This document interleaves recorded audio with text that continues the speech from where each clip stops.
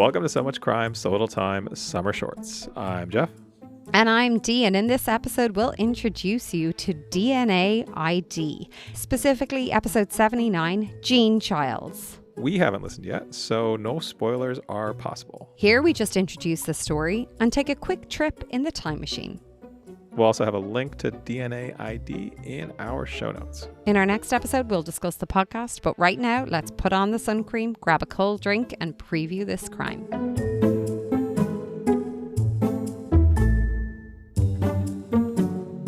All right, Jeff. So, we are going to preview DNA ID. This is a bit of a different type of show, or so I've heard. Have you heard about this before? I feel like his name rings a bell, but I don't think I've ever listened to it. Okay, interesting. I'm going to tell you a little bit about the show in general before I talk a little bit about this episode, if that's okay. So, there's a lot of different podcasts about true crime, but this specific series is all about how investigations or cold cases can be sometimes solved using genetic genealogy. Interesting. Okay. So it's kind of about the who question about some of the older cold cases. So this is about obviously the tool of DNA helps to solve the who, but the podcast delves into the who and the why to bring that kind of together. So they're trying to connect, if there is any connection between the victim and the killer. So this case in particular is about the 1993 stabbing of a 35-year-old. Why did you pick this one? So I went on, I was looking up one episode true crime podcast. I know this is over 2, but I was trying to get a vibe for ones that I hadn't heard of before and that were a little bit going in a slightly different direction. I know it's murder. I'm aware of that. And it's in America. But at least it's taking a different look and it's going from a slightly different guise. And I thought that was kind of interesting. I also don't think we've been to Minneapolis before. Personally, I've never been. But I don't even think we have been on the podcast. But maybe I've forgotten. No, I don't think we have. I'm pretty sure we've never been there. I've been there, but briefly and a long time ago. I don't know it very well. Did you know it was called Murderapolis at one point? I did not, but that is unfortunate. Mm-hmm. Anyway, so that is where we're going. It is 2 episodes long. There's a part 1 and part 2. They're both called episode 79 on Spotify. They came out on September 4th in 2023. And we'll have a link to part 1 and part 2 in our show notes. Both are about an hour long. So it's a little bit longer than what we have been doing for our summer shorts, but I figure it's coming to the end of the summer. The trousers are getting a little bit longer. You know that day we got time. Late in the summer, and at least where we are, usually that doesn't happen until October. But in some parts of the country, and I think Minneapolis is actually one of those parts, because I used to live in the state next door, and there's definitely some days in August, you might get a day where there's a little bit of chill in the air, and you break out the pants. Yeah, that works. Maybe you need a jacket. I feel like in order to fully prepare for this story, we need to go check out Minneapolis, get ourselves in the mindset of 1993. So let's hop in the time machine. All right, so we are going to Minneapolis. June 13th, 1993 is the date. Okay. I have a movie. Okay. I think you're going to get it real quick. Okay. Do you want to go first? Okay. Or do you want me to go first? I do. I want to go first. Okay. Do it. I was trying to figure out the best way to go about this. I think I might go with, I'm going to give you some, a synopsis of it coming out and how well it did and see how long it takes you to get it. Okay. Maybe I'll do that. Or will I try, because if I give you the tagline, you're going to get that. To be clear, this was peak movie-going age for me, 1993. I was 14. Do you think you could guess it just off of the time? I actually maybe could because this was before in your research. The internet existed. There were no chat rooms. I was going to the movies, going to malls and Okay. walking around. Put yourself in June of 1993. So I think 1993 was the year. Is that the Jurassic Park year? You don't Maybe. know.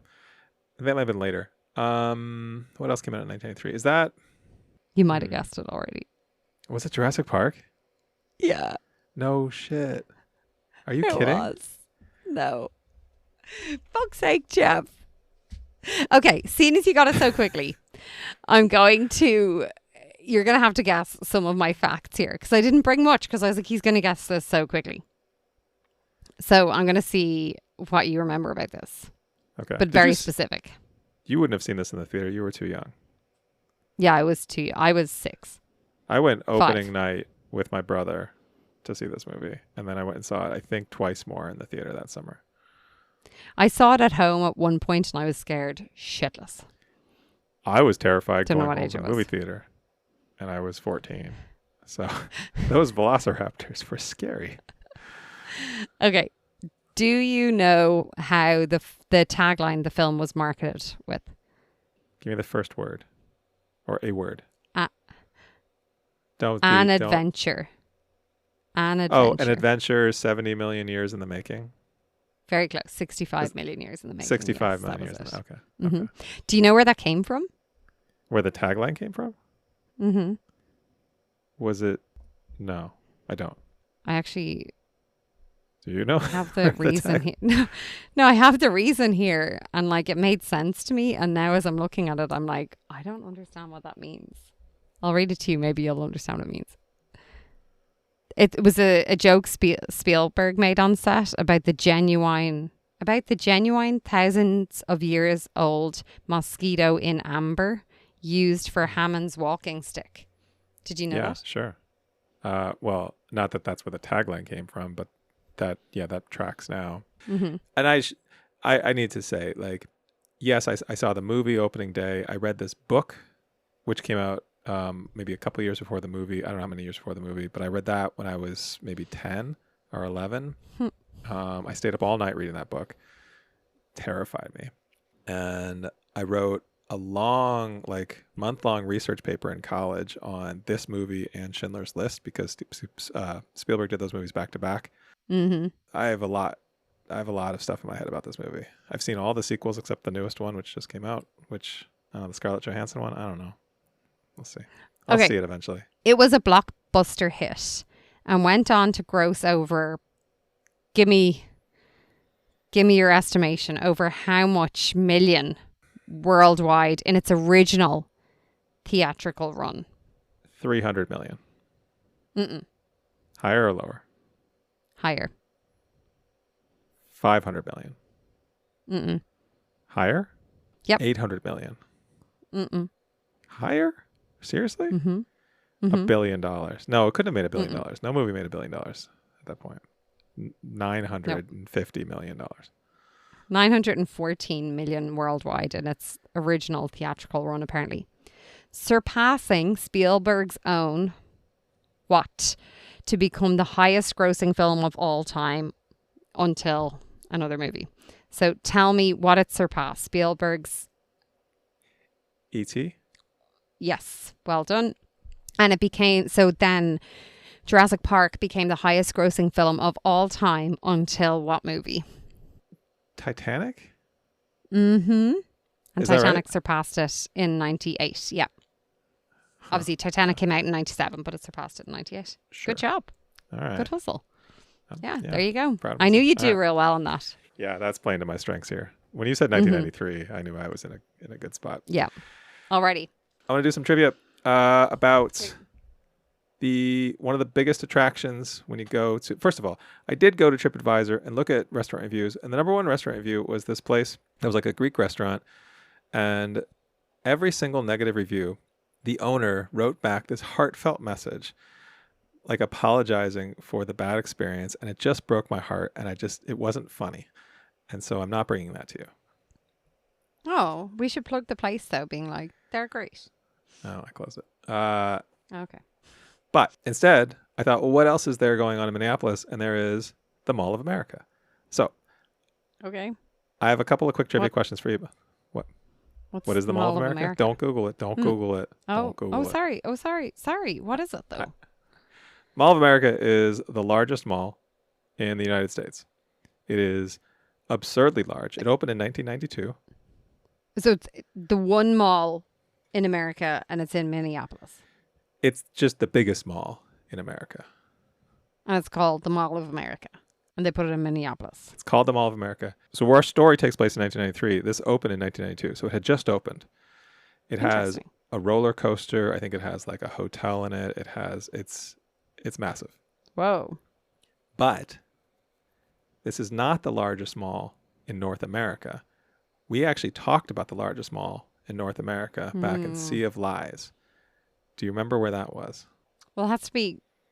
This is the largest mall in America, so Yeah. that one has to be Mexico or in Canada. I'm gonna say Canada. Yep. Ontario. Nope. Toronto. I could just give it to you. Vancouver. Well, Winnipeg. Nope. You want to keep going? No, I don't. I'm running out of places I know. It's the Quebec. West Edmonton Mall in Alberta. Oh, okay. West Ed, I think they call it. Anyway, okay. Couple of random questions. Did we know that from the curling? Oh no, Sea Lives. Sea Lives. They went there. Hmm.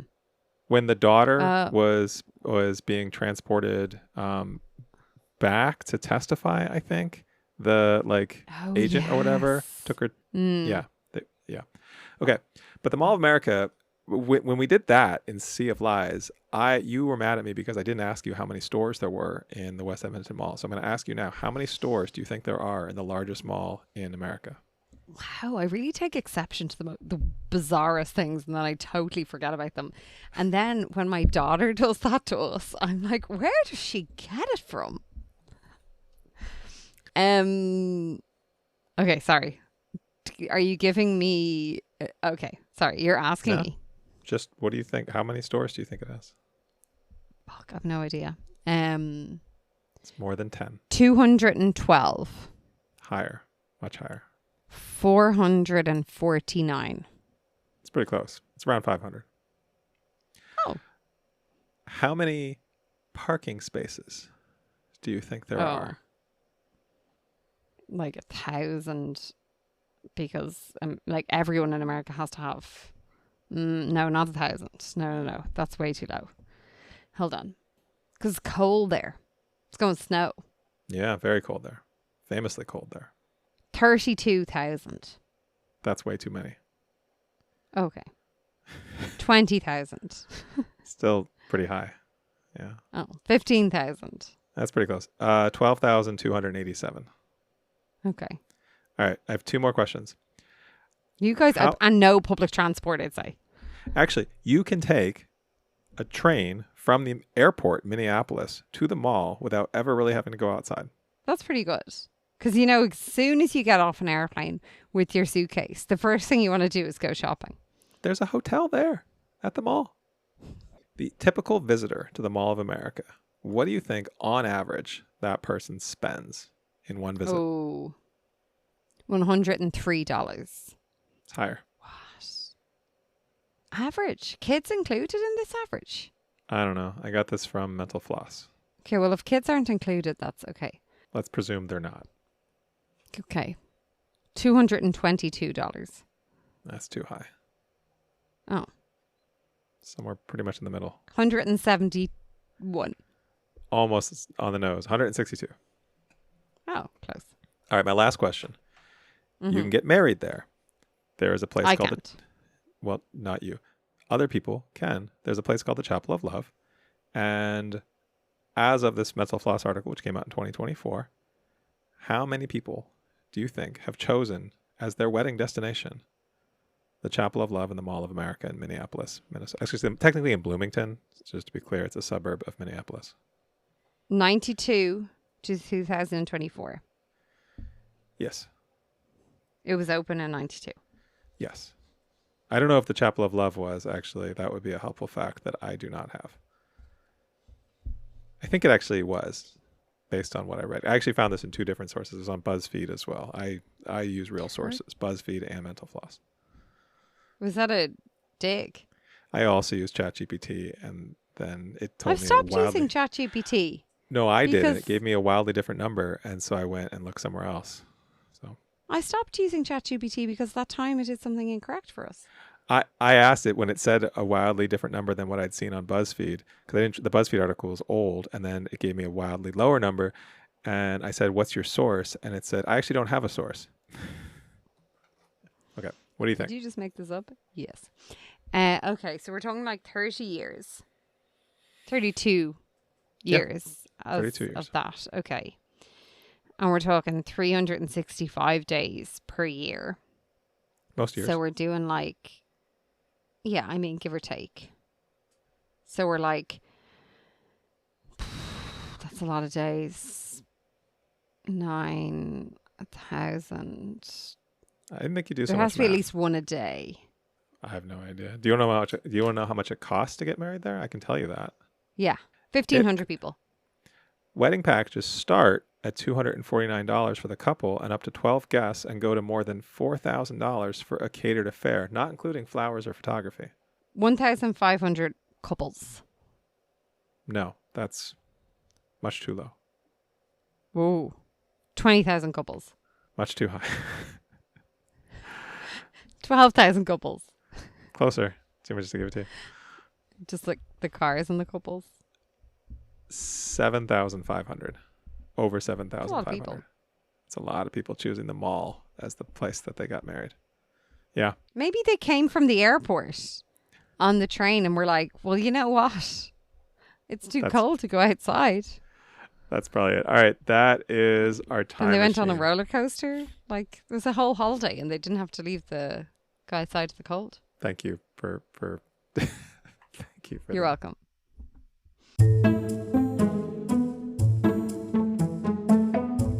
Before we go, just a reminder, head over to patreon.com/so-much-crime, so little time. You will get bits of our time machine there. If you thought this time machine was fun, just go over to Patreon and see the bits that didn't make it here, but we threw over on Patreon for our wonderful fans who support us there. You'll also get episodes like the recap of this one. It's already out on Patreon. It came out the same day as this preview. We throw some bonus content and some outtakes up there, and best of all, you'll be supporting our show. So go to patreon.com/so-much-crime, so little time. Thank you. The warm and fuzzy feelings. And don't forget, if you are on Spotify, Apple, or wherever you get your podcasts, go like, subscribe to our show. Give us a 5-star review, please. Comment. And don't forget to tell your friends, family, neighbours all about us. Thank you so much for your support. We really appreciate it. It really does make a difference to such a small, tiny, teeny tiny podcast like ours.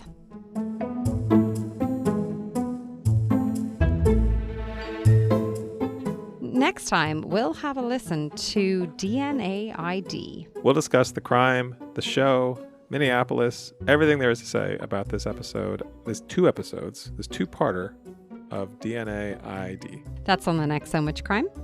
So little time. So Much Crime, So Little Time is a production of MimeGov Media. The executive producer is Paxton Calariso. Our associate producer is Blythe Ty. Theme music was composed by Vyacheslav Starostin. If you haven't done it yet, please subscribe to this show in your podcast app. Don't forget to give us a 5-star rating and a review. Even better, tell your friends. To join the discussion, look for us on social media. Check out the show notes for all the links. Thanks for listening.